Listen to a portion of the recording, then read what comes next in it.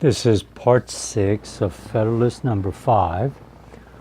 This is the next to last paragraph.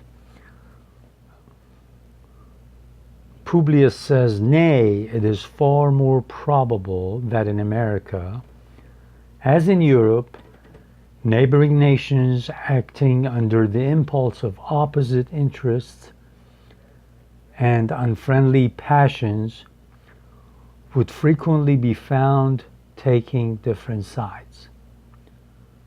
Considering our distance from Europe, it would be more natural for these confederacies to apprehend danger from one another than from distant nations, and therefore that each of them should be more desirous to guard against the others by the aid of foreign alliances than to guard against foreign dangers by alliances between themselves.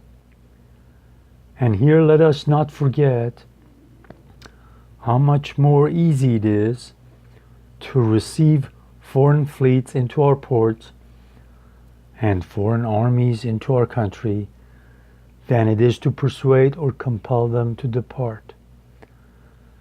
How many conquests did the Romans and others make in the characters of allies?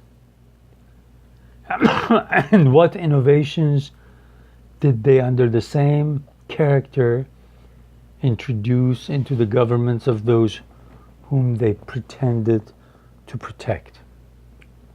It's very interesting. He says, because we are at such a distance from continent of Europe, if we create 3 or 4 confederacies out of our 13 states, the chances are that we'll start distrusting one another here, because we think, well, Europe is far away, and gradually we get to distrust. We sow the seeds of distrust amongst ourselves, and that will gradually grow, and will start tearing us apart, and we'll start hating each other, maybe finding reasons to go to war. And then who can blame other nations, European nations, not taking advantage of that? They will gladly do it. And another thing, he says, when we start war amongst ourselves, we start asking European nations to help us, to make alliances with us.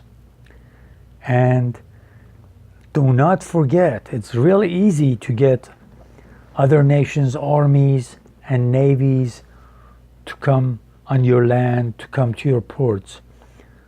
But have you considered how hard it is to ask them to leave? Once they come in, and once they get settled in, they're not going to leave. And that is one thing that you have to consider. By not uniting now, you're creating this opportunity to start fights amongst one another, asking Europeans to help you, and then Europeans, when they land their armies and soldiers here, they are not going to leave. And an example it gives is an example of what Roman Empire did. For example, one of the things that I think I've told you, in 1776, one of the most important works on Rome, written by Edward Gibbons, was printed. The first volume of Decline and Fall of the Roman Empire. And majority of these founding fathers were familiar with it.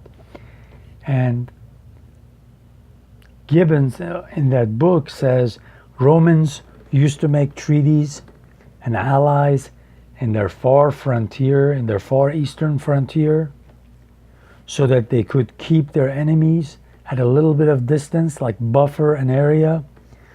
I was reading this in one of the historians, J.R. Pohl had said this, that the Romans would create this buffer, this little area, to keep their enemies away by making alliances with lands that were right to the east of them, and pretty soon they will take over these lands and just increase the size of the empire. So he's saying the same thing. Once you let these foreign armies, whether it's French, whether it's British, whether it's Spanish, on your lands, you're not going to be getting rid of them. So be wise and unite now. And the last paragraph says, let candid men judge then whether the division of America into any given number of independent sovereignties would tend to secure us against the hostilities and improper